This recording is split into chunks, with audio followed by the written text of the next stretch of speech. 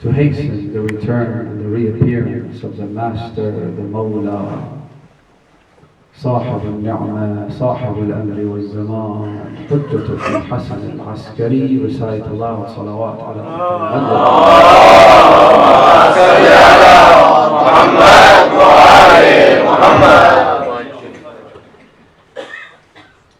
One of the things that we need, one of the primary essential needs of a human being is the need to receive what we call allocution, sincere and honest advice about the way we conduct ourselves,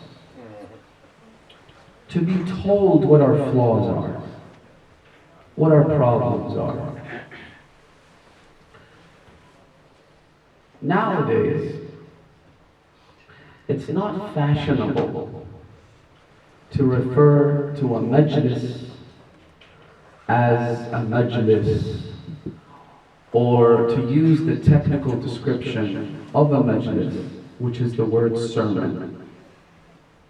It's not fashionable. It doesn't sound academic enough. Instead, we use more fancy words like lecture. If I were to describe myself, I would say I'm a lecturer. It sounds a lot more academic.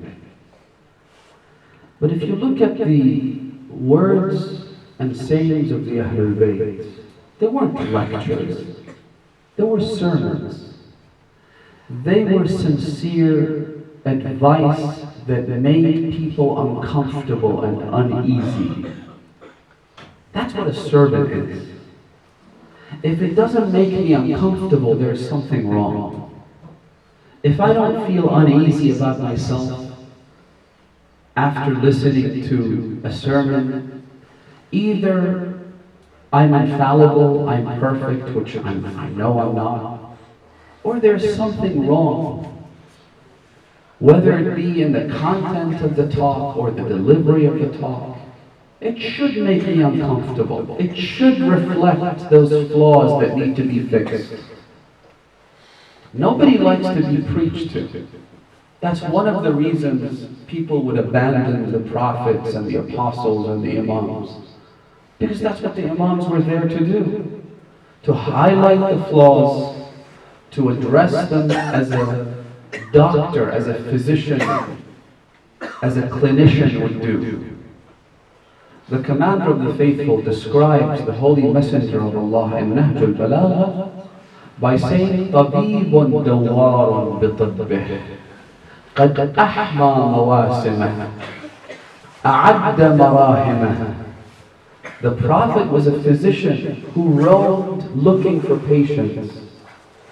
And like any good physician, he had prepared his blades, sharpened his scalpels, and he also had ointments to put on wounds in order to heal them, to cure them. And so as a physician, you need scalpels that are sharp. If there's a tumor that needs to be taken out, you have to take it out. It may be uncomfortable, it may be painful, but that's how it is. And the amazing thing is that when it comes to physicians and doctors, they do the most uncomfortable things to us. They might even hurt us, but we're still grateful to them. We pay them, and we're still grateful to them. If I have advanced diabetes to the point where I need to have my toe taken out surgically, I will go, and I will wait, and I will endure the pain, and I will go through the operation, and I might even pay from my own pocket, and then at the end of all that, I'll say to the doctor, thank you very much for cutting my toe off. Because I know that it's good for me. I know that what the doctor has done is in my interest. The problem is, when it comes to allocution, when it comes to admonition, when it comes to advice about our character, we never see it in our best interest. We always see it as a form of judgment. we see it as though we're being insulted. We don't like it. But that's a metaphor for life, though, isn't it? If you think about it, a child who gets sick, I'm sure children think to themselves, why can't medicines be tasty? Why can't medicines come in the form of a Slurpee or a piece of candy? I mean, it looks good, it tastes fabulous, it even smells terrific. But that's the thing about medicines. Medicines are usually bitter. Medicine is usually unpleasant. In fact, most of the tasty stuff in life are bad for you. The good stuff are the things that will make you uncomfortable.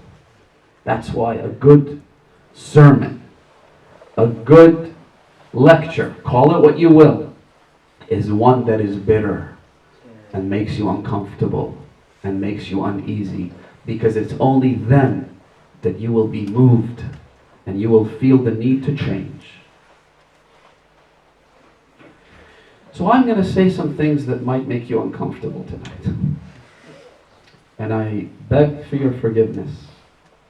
And I hope that inshaAllah I can benefit from the words of the Ahlul Bayt. That's the true medicine right there. The sad reality is, brothers and sisters, we claim to be Shia. We even sometimes use fancy titles to refer to ourselves, like calling ourselves Rafidi. It creates a cult-like environment. Oh, I'm not just a Shia now. I'm a step above the rest. I'm a Rafidi. But the fact of the matter is that the Imams, there's one particular hadith which still shakes me to my core every time I remember it, where this group of people come to see Imam al-Rida, and they see him, they go to his house, his place of residence, the first day, and the Imam refuses to meet them. Then they go back the next day, and they come from out of town. Imagine, so you're traveling, you don't even live locally. Every day they'd come back and the Imam would refuse to meet them, to grant them an audience. Day after day after day. If I'm not mistaken, the hadith says for 2 months, 60 days of attempting to see the Imam, and the Imam keeps refusing to grant them an audience. In the end, one of the reasons why they were being rejected was that every time they came, they introduced themselves as, we are your Shia. And so there's a sense of entitlement. There's a sense of, we're one of you. We follow you. We're one of your partisans. And on the 60th day, eventually, they say to the Hajib, they say to the guard who minds the entry to the house of the Imam, they say to him, tell the Imam that we're about to go back. But we're afraid that other people in our town, in other words, those who don't follow or subscribe to the Shia school of thought, will now ridicule us and mock us for having gone to see our Imam and waited there for 60 days, and your Imam still rejected you. He still refused to see you. What kind of followers are you? What kind of an Imam is he? When they said that, the Imam told the Hajib to allow them in. They go inside. As they were standing up, the Imam didn't grant them permission to sit down. He said, who are you? They said, we're your Shia, your followers. The Imam said, you're my Shia? Let me tell you who a Shia is. He said, Al-Hasan wal-Husayn Shi'atu Aliyin. It's an amazing statement. Think about it for a moment. The Imam says, you want to see a Shia? Imam al-Hasan was a Shia. Imam al-Husayn was a Shia. They were Shias of Ali. Salman wa Abu Dhar wal-Miqdad Shi'atu Aliyin. Who are you to be calling yourself Shia? Who do you think you are? So the Imam gave them what we call an earful. He said, you're liars is what you are. In the end, they said, Yabna Rasulullah, then what do we say? How do we identify ourselves? So the Imam said, say you love the Ahlul Bayt. That's not a lie, that's true. You love the Imams? They said, Yabna Rasulullah, inna min muhabbikum. We are among those who love you. As soon as they said that, Imam al-Ridha ajlasahum, the hadith says. He had them sit down. وَقَرَّبَهُمْ He brought them closer and closer until their knees were touching those of the Imam. Then the Imam changed the whole rhetoric. The whole atmosphere changed. The Imam welcomed them as though they were his long-lost brothers. Because they're no longer liars, right? They love the Ahlul Bayt, and so the Imam shows them nothing but love. Then the Imam told the Hajib, the guard, he said to them, how many times did they come to see me? He said 60 times. The Imam said, I want you to go and visit them 60 times and to give them everything that they need and to look after all their needs. The fact is, brothers and sisters, we call ourselves Shia, but are we really Shia? Are we? Forget our personal lives. Forget the way we conduct ourselves with family, with children, between husband and wife, all the things that happen there which have no resemblance whatsoever to the school of the Ahlul Bayt. Forget all that. Let me give you one example to highlight how I, for one, can call myself a Shia. Inshallah, you're all Shia of Ahlul Bayt. I know that I'm not. Just one example. There's a woman by the name of Fatima al-Mahjubah. She's an Egyptian doctor, physician, who studied at the University of Michigan. While she was in Michigan, she writes in her autobiography that I noticed these evangelical Christians were so passionate, so invigorated when it came to the preaching of the gospel, preaching the Christian message. They would not see any limitation. They spared no effort. They did everything in their power. Days, nights, conferences, lectures, programs, everything.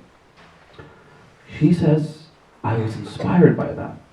And I thought to myself, I need to serve my religion the way the evangelicals serve theirs. So I decided to go back to Egypt in a town close to the city of Alexandria. That's where she's from. She said, I decided to go back there and do whatever it is I can to serve Islam. Fantastic. Great to be inspired by other schools of thought, right? She comes back. She sets up one of the most prestigious private clinics in Cairo. So that's, as far as her professional life is concerned, she's set. But she never forgot her promise.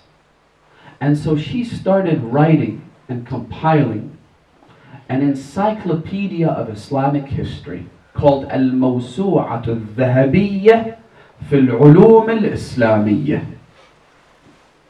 The Golden Encyclopedia of Islamic Sciences. It's an encyclopedia that spans over 40 volumes.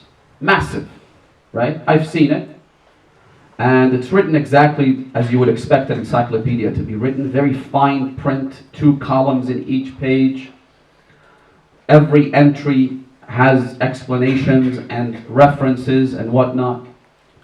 Part of this encyclopedia is another encyclopedia called Al-Mawsu'atu al-Dhahabiyyah fi A'lam al-Nisa, the Golden Encyclopedia in the most noted women in Islam. So far so good. Fantastic work. She decides, in response to the evangelical preaching that she sees in the United States, to compile an encyclopedia into the most noted, most distinguished women in Islam. That's admirable, isn't it? It's Beautiful. So she compiles this encyclopedia. This spans over 20 volumes. So you'd think that it would be quite comprehensive and all-encompassing, which it is, in a sense. So I see this book, and I started going through the various volumes. I had the PDF version, not the actual book. Going through the various volumes, I looked for the entry under the letter Fa, to see what she has to say about Fatima al-Zahra.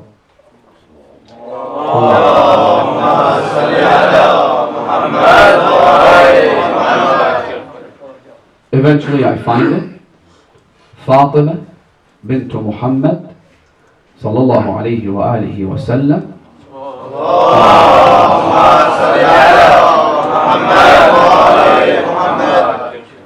And it says, and I quote, it says, Fatima was among the many children that the Prophet of Islam fathered. So she wasn't the only child, she was one among several. So nothing special here, nothing to see here, number one. Number two, in spite of her wishes and at a very young age, and due to pressure from her father, she married Ali ibn Abi Talib.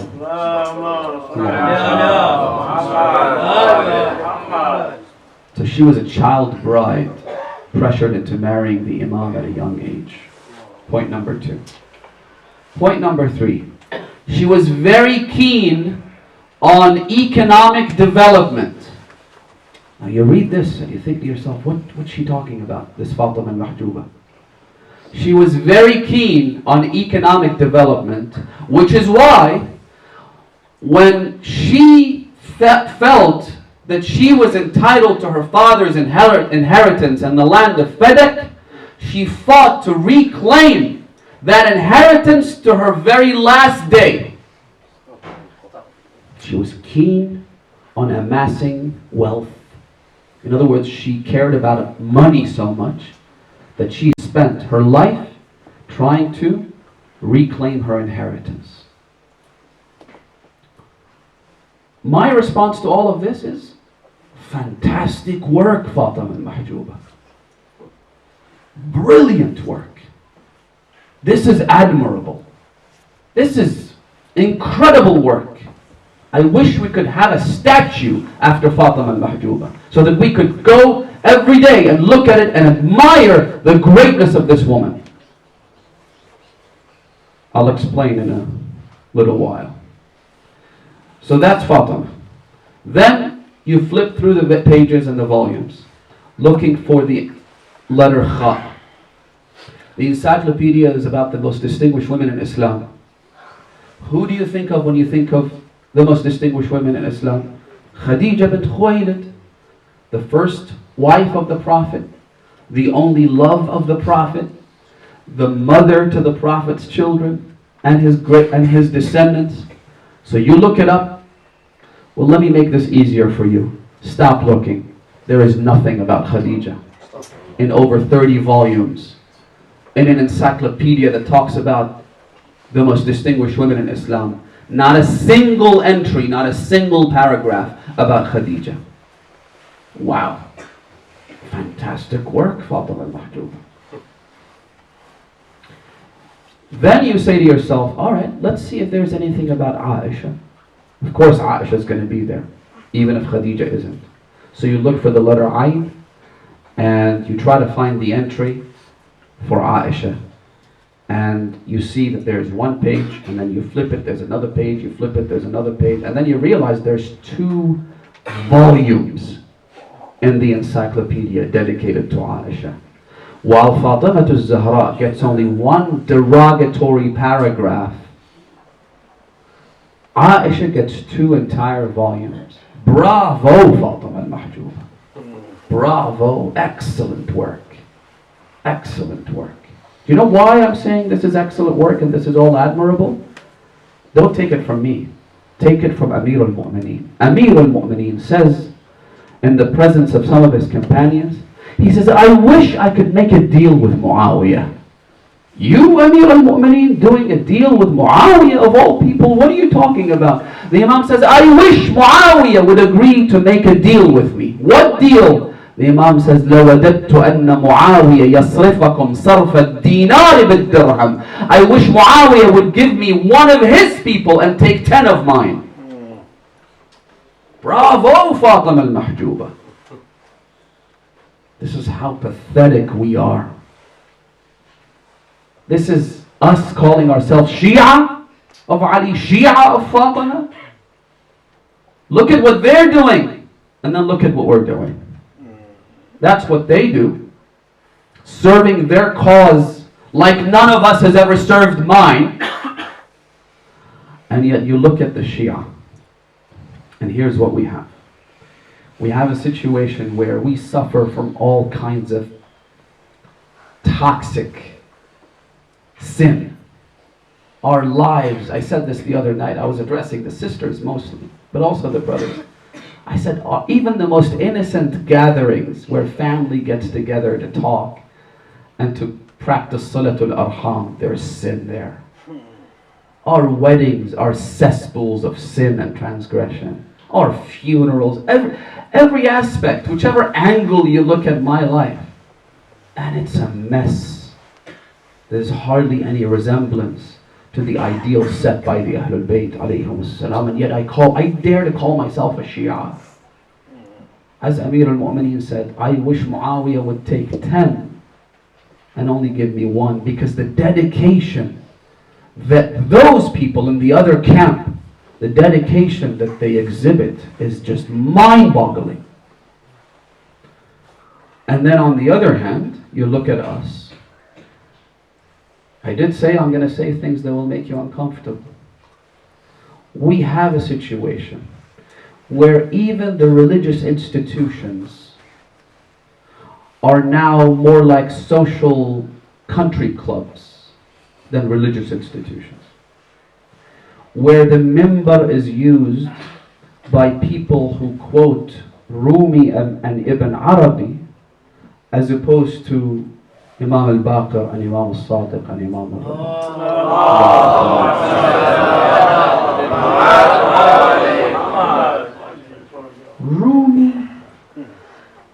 Rumi, who says that Ibn Muljam will go to paradise with the intercession of Amir al-Mu'mineen. That same Rumi, yes, that same Rumi. It's in Masnavi. Don't take my word for it. Look it up. Alhamdulillah, we all have our smartphones and we could do a quick Google search and you'll find it. The same Rumi. The same Rumi who used to spin around like the dervishes do for 3 days, which is fantastic, but what happened to your prayers? What happened to your salah and wudu? That same Rumi is now quoted from the mimbar of Abu Abdullah al-Husayn. The same Ibn Arabi who praises the enemies of the Ahlul Bayt and says that Mutawakkil al-Abbasi, the one who raised the shrine of Imam al-Husayn to the ground 4 times, is a great wali of Allah subhanahu wa ta'ala. The same Ibn Arabi? Yes, the same Ibn Arabi. They're quoted on the minbar. There's a hadith in which the Imam says, he says, what are you doing?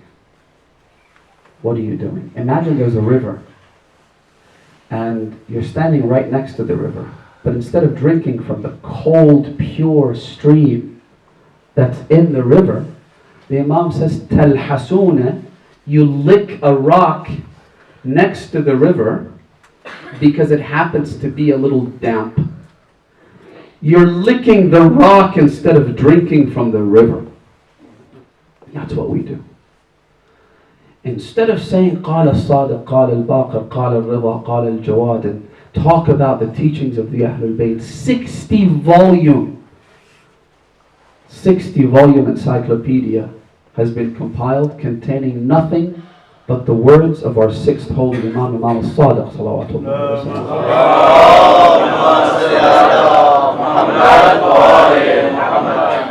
and we go after Futuhat al-Makkiyah, Fusus al-Hikam, Asfar of Munna Sadra, These books which at the very least, if we really wanted to show respect, we'd say they're a damp rock lying next to a raging river of water. There's two hadiths, one by the commander of the faithful and the other by Imam al-Baqir, but both have the same message, where the Imams say, شَرِّقَا غَرِّبًا, go to the east, go to the west, go wherever you want to go. فَلَن تَجِدَ عِلْمًا صَحِيحًا إِلَّا شَيْئًا يَخْرُجُ مِنْ هَذَا الْبَيْتِ. You will never find any valid, any true, any righteous knowledge that brings you closer to Allah except that which comes from this house. And the Imam would point to his own house. Go wherever you want to go. You'll only be wasting your life. What are we doing? Sucking the damp rock, licking the floor. It's a famous hadith where one of the companions comes to the Prophet boasting that he'd been going to a Jewish rabbi who was teaching him the Old Testament. So he tells the Prophet, Ya Rasulullah, I'm finally learning something. What are you learning? I'm learning the Old Testament with this Jewish rabbi. The Prophet said to him, Ana atikum biha naqiyyah. I am bringing you the pristine, unsullied, unadulterated message directly from Allah subhanahu wa ta'ala, and you're going to some Jewish rabbi to teach you about the Old Testament? Then the Prophet said this. He said, لَوْ أَنَّ مُوسَى, if Moses was alive, he would have to come and learn from me. Khatim al-Rusul, the seal of prophets. We abandon him, we abandon the Imams, we abandon their teachings, and we're going after this and that. I don't know if you've heard his name, and I don't want to take too much of your time. I do apologize. But this story, I think, is critical. His name is Ayatollah al-Sheikh Mirza Mahdi al-Isfahani. Mirza Mahdi al-Isfahani was a senior scholar who studied Arfan and philosophy for most of his life. In the end, he said, I realized that I'd wasted my life. These things only draw me away from Allah subhanahu wa ta'ala, not towards Him. And so he pleads with God. And what he does is, I think, there's a lesson in this for all of us. He submits fully. There's a word for it in Arabic. We call it inqita'. Inqita' is to sever all other relationships and say, Ya Allah, I want you and I want your guidance and nothing else. I don't want my preconceived prejudices. I don't want any of the things that I've inherited from, the lessons that I've taken, the places that I've been. I am abandoning all of that. I want your guidance and no one else's. And what he does is he goes to Masjid al-Sahla.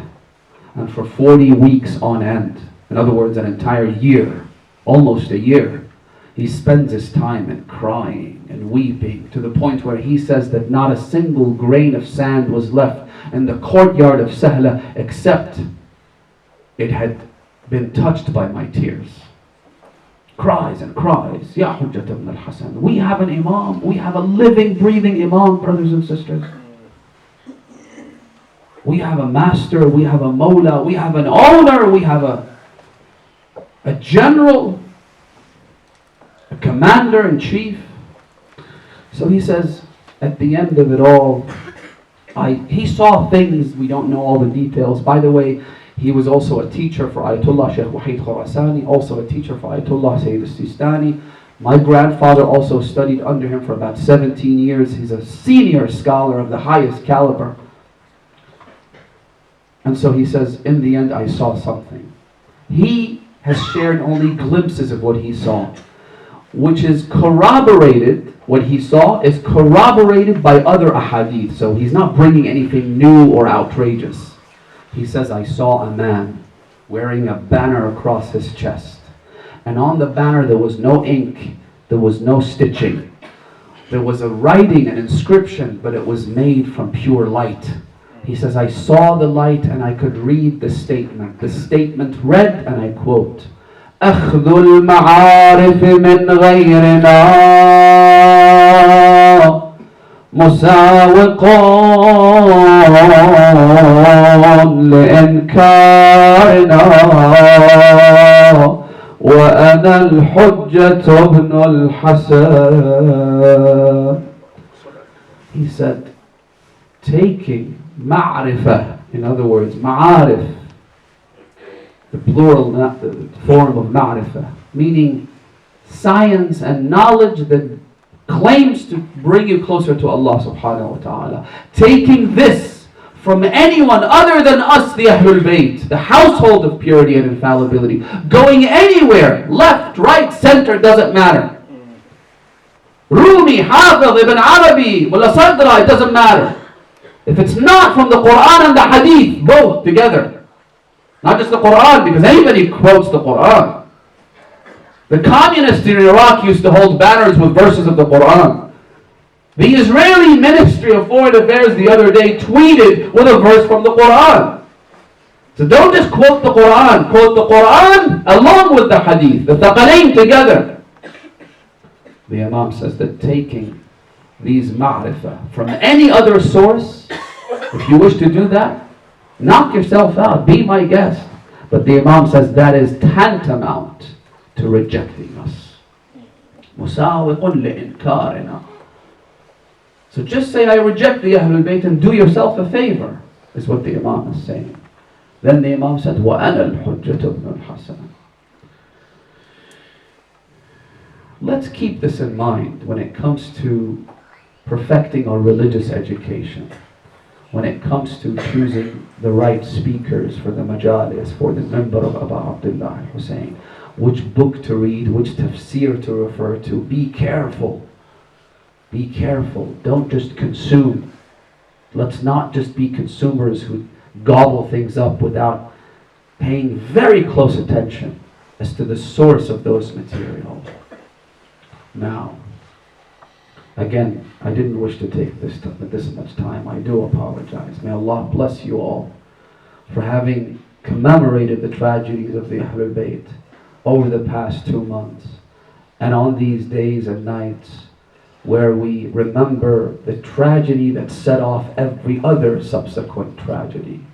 The tragedy of Fatima al-Zahra, the tragedy of the wall and the door and the nail. There are turning points in history which begin in one place, but the end result is a colossal, monumental tragedy of the worst and most macabre kind. So imagine if the point of beginning is one of the greatest tragedy.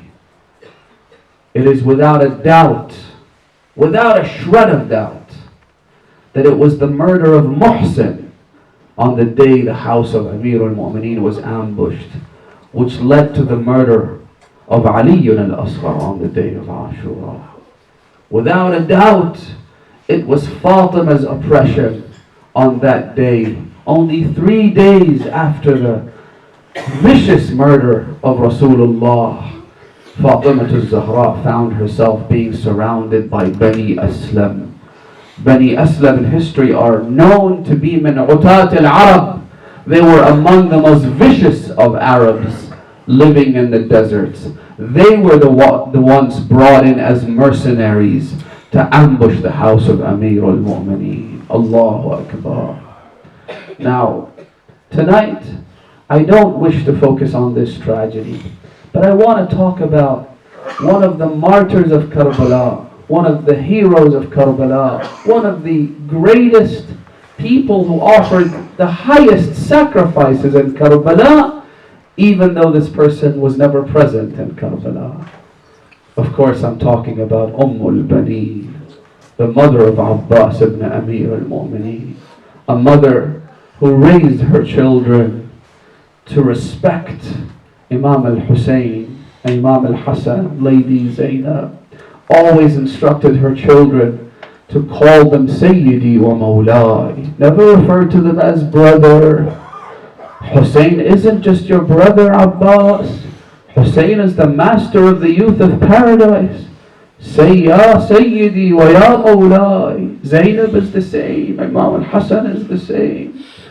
Remember, Ummul Baneen's name was Fatima al-Kilabiyah, But she told Amir al-Mu'mineen, Ya Amir al-Mu'mineen, don't call me Fatima, because I'm afraid that Hassan, Hussein, Zainab, Kulthum would remember their mother Fatima to Zahra. Instead, just call me the mother of the children. Call me the mother of Baneen, Ummul Baneen. This woman raises these children so that they would be sacrificed for Abu Abdullah and Hussein. Now imagine, she's in Medina when Bishr ibn Hadlam enters the city calling out, Ya Ahla Yathrib,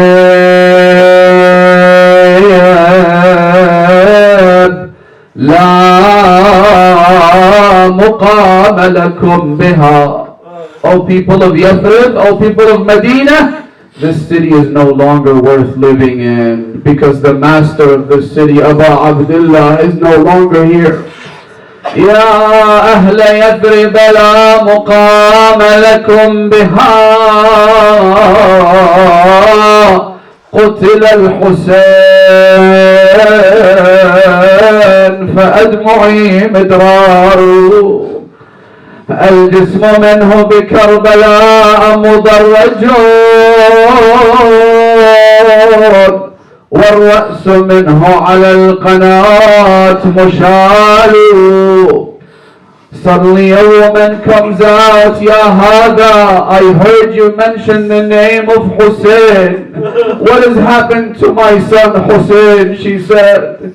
He said, who is this woman? They said, this is Ummul Baneen. This is the wife of Ali ibn Abi Talib, the mother of Abbas. He said, Ya Ummul Baneen, I don't know how to say this to you. ولكن أجرك الله بولدك عثمان. Your son is gone. Uthman has been killed. She said to him, may everyone under the sky, as well as my children, be sacrificed for Hussein. When did I ever ask you about Uthman? أجرك الله في ولدك جعفر. He started mentioning the names one after the other, and Ummul Baneen kept saying, when did I mention my own children? I asked you only about my own son Hussein. Tell me about him. The son of Fatima. What happened to him? Until he said, أجرك الله بولدك العباس. When he mentioned the name of Abbas, Arbab al-Maqatil say that Ummul Baneen was carrying a child, perhaps one of the children of Abbas. The child fell from her arms and she herself collapsed to the ground. Do you know why that is? Maybe not so much for the tragedy of losing her son Abbas, but because now Ummul Baneen realizes that without his Abbas, Hussein must not have survived. If Abbas was still alive, then Hussein would also be alive. Abbas, I raised you so that you would spare no effort in protecting your brother and your master Hussein. أجرك الله بولدك العباس. She said, Ya Hada, لقد قطعت نياط قلبي. You have torn my heart apart. Tell me about Hussein. أجرك الله بأبي عبد الله. He said his body is still in Karbala under the scorching heat of the sun. But Ya Ummul Baneen, did you know that his head was held on a spike, being paraded around the country? Allahu Akbar. Now Zainab comes into town. The caravan comes back, but without Abbas, without Ali al-Akbar, without Qasim, without even Ali al-Asghar. No one is there except for a number of women and children. Zainab comes. She tells the other women, I wish to mourn. I wish to grieve in my own home. Don't let anybody come see me. Zainab had already had too many people see her along the way. And in Sham and Kufa, she no longer doesn't want to speak to anyone. So she goes inside the house. They close the door. They begin to weep when they get a knock at the door. There's a woman who goes to the door. She says, who are you? The voice on the other side says, I am the one who shares the grief of Zainab. Let me in, I wish to see Zainab. Zainab hears that voice. She recognizes it. She said, let her in. This is Ummul Baneen. Ummul Baneen comes inside the house as soon as they meet. How much did Zainab have to share with Ummul Baneen? There's a lot of stories, a lot of things that went down. But there's only one thing that Zainab says. Zainab raises her voice and says, Wa akha, wa Abbas. Oh brother Abbas. And Ummul Baneen responds by calling out, Wa waladah, wa Husaynah. Oh my son Hussein. لا حول ولا قوة إلا بالله العلي العظيم. إنا لله وإنا إليه راجعون. وسيعلم الذين ظلموا أي منقلب ينقلبون والعاقبة للمتقين. إلهنا إنا نسألك وندعوك باسمك العظيم الأعظم الأعز الأجل الأكرم. يا الله يا الله يا الله يا الله يا الله يا الله يا الله يا الله. اللهم لعن أول ظالم ظلم حق محمد وآل محمد وآخر تابع له على ذلك. اللهم لعن العصابة التي جاهدت الحسين وشايعت وبايعت وتابعت على قتله. اللهم لعنهم جميعا. Let us send our salams from here to Abu Abdullah al-Hussein in Karbala as well. السلام عليك يا أبا عبد الله وعلى الأرواح التي حلت بفنائك. عليكم مني سلام الله أبدا ما بقيت وبقي الليل والنهار، ولا جعله الله آخر العهد مني لزيارتكم. السلام على الحسين وعلى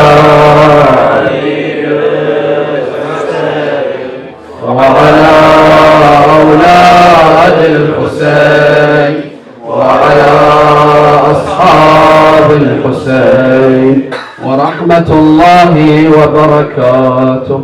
اللهم كن لوليك الحجة ابن الحسن صلواتك عليه وعلى آبائه في هذه الساعة وفي كل ساعة وليا وحافظا وقائدا وناصرا ودليلا وعينا حتى تسكنه أرضك طوعا وتمتعه فيها طويلا برحمتك يا أرحم الراحمين.